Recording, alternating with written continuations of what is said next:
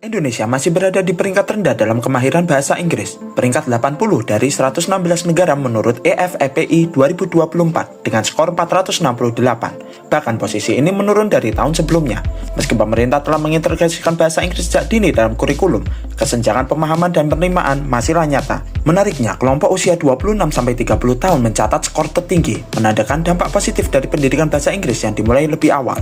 Maka penting bagi anak-anak untuk mendapatkan pengalaman belajar yang lebih kontekstual dan menyenangkan sejak usia dini. Word Wanderers hadir sebagai solusi game RPG edukatif yang membuat belajar bahasa Inggris lebih kontekstual, inklusif, dan juga bermakna. Bersama dengan Bapak Muhammad Ihsan Fatomi MPD, tim kami terdiri dari 4 mahasiswa lintas jurusan. Pertama, Tita Aulia Rahmi sebagai ketua tim. Kedua, Fatima Azahra sebagai anggota pertama. Ketiga, Muhammad Misbahul Mawahib sebagai anggota 2. Dan yang terakhir, Justiwira Prasetyawan sebagai anggota ketiga.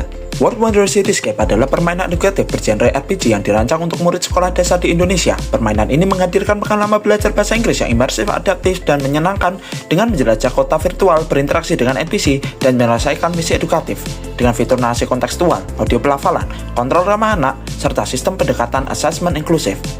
Word Wanderers Cityscape menghadirkan pembelajaran bahasa Inggris dengan fokus menjadi salah satu media ajar game-based learning melalui konten retensi kosakata bahasa Inggris tematik yang membuat murid SD belajar sambil bermain.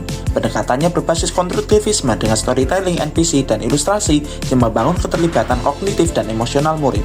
Metode yang digunakan adalah experiential learning, di mana murid berlatih listening, reading, dan writing lewat simulasi interaktif.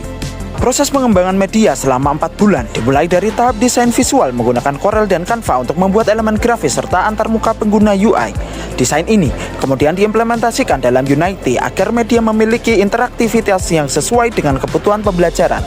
Setelah desain dan interaktivitas terbentuk, pengembang menggunakan Visual Studio Code untuk menulis serta menguji kode program. Dalam tahap ini, bahasa pemrograman C++ dipakai sebagai debugger agar logika program berjalan.